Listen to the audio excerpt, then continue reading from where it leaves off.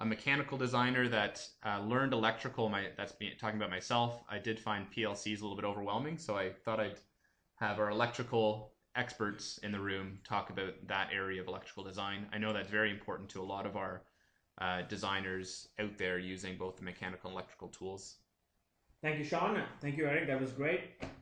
Um, of course, PLCs are used everywhere. They're amazing components, but as much as they've made our life easier, when it comes to control design, they always tend to, be a hard one to catch.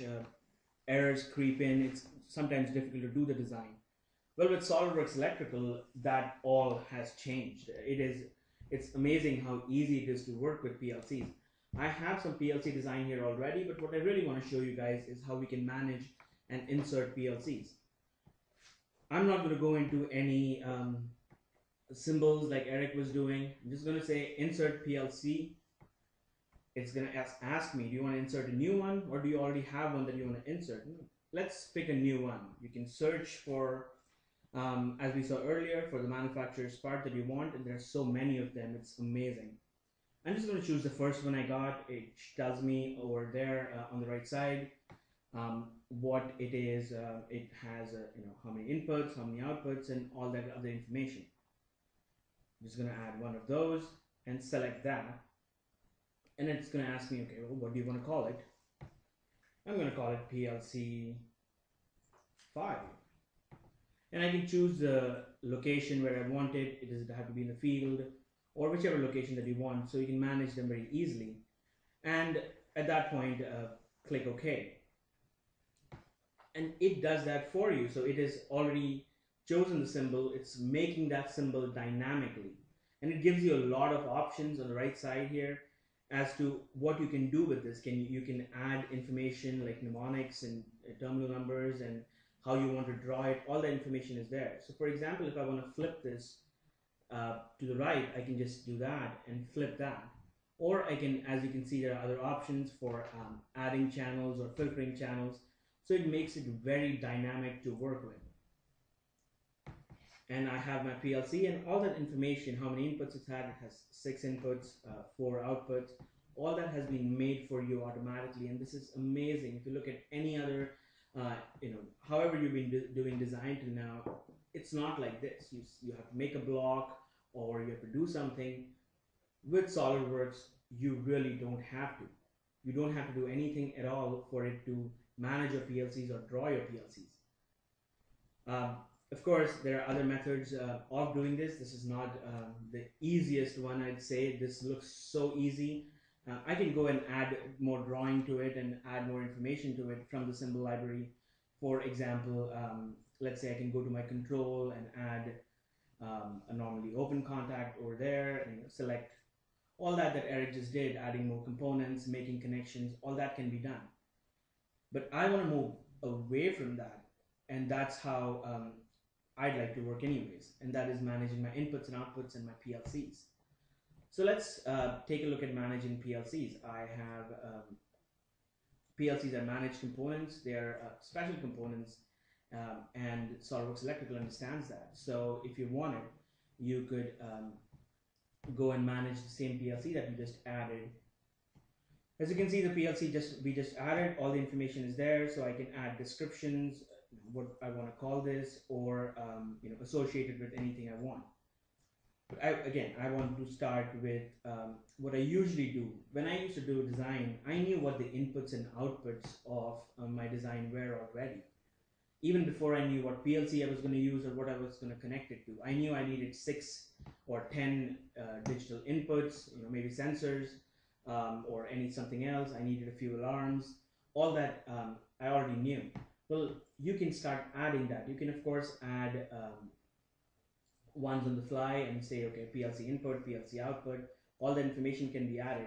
But you can also, like the macros that Eric had, or the subcircuits that Eric had, you can have your inputs saved as well, and you can just select the inputs that you want to add it. If you want to add it to a specific function, you can do that, or you can select saying you don't want to add it connected to any function right now. and have that update your design with all the inputs and outputs. So I'm going to insert those, and very quick to insert. It comes with the descriptions and comments that you have. You can, of course, manage them very easily over here itself. Those were our inputs and outputs, and there are other there's other information that you can add right over here, like components and parts. But we want to do that right over our PLCs. So I want to select a PLC. So I'm going to add a PLC part. I'm doing all this in literally a PLC management system. I'm not drawing this. And what I want to do is select something. Again, I'm just going to select any PLC there. It's a Schneider Electric SR2A101BD, which has some IO 24-volt DC IO. And I'm going to select that, and that is our N1. And at this point, I can go and select what inputs I want to. So I have 6 inputs here, and I want to associate these inputs to the ones that we already have. So I'm going to right click and say assign existing PLC input and output.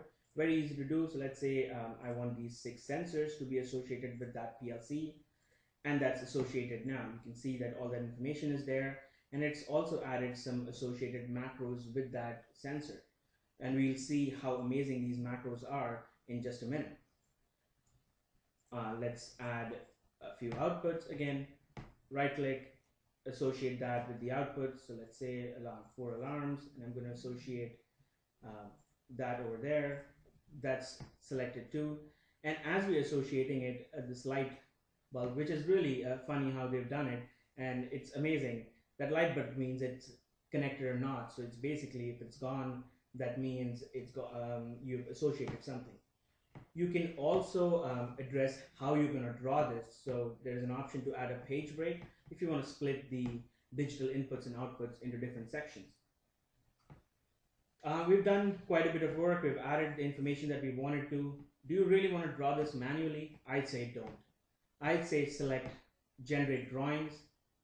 Select where you want to generate the drawings. I'm going to say book 1, and I'm going to click OK. And I'm going to see SolidWorks electrical make that drawing for you. So I'm going to say close. Let's close that PLC management window, and our PLC drawing has been generated. It's not just generated, it's added the information that it wanted to. There are 6 sensors over here, along with your terminals and all the information that you had. Sensor number 6, 5, 4, all the associated drawings, and it's in one page, of course. We have our ladder logic drawing, ladder logic page, and your outputs are over there for all the alarms. So easy to do, so easy to manage them together, and easy to draw them. And of course, the reporting that Eric is going to show you pretty soon gives you all the reports that you need from here to draw. And of course, I can go and add more to the design. I can, take this line and go forward with it. So it's amazing. One last thing I do want to show is how much detail you can go through. So I have a location control center here for another rack of PLCs. I've added a rack here, which is a 12-slot backplane rack, and I'm just going to maximize this a little bit so you can see. And I have one PLC in the first rack. What I want to do here, though, is add another module, and I'm going to add another module over here, and let's look for maybe TSX, and add that module over there. And you can see that it understands automatically that this module takes 2 slots in the rack. So you've added that one module, and it has taken the other slot out because you cannot add anything on the other slot. It's a 2-slot rack. But of course, you can go in and add more. And like the previous one, we can, of course, generate a drawing for this rack and click OK. And this will generate, again, a simple drawing. It tells us that, well, the rack cannot be drawn, of course, so it's showing you that there is no place for a schematic rack to be drawn, but all the other drawings have been generated.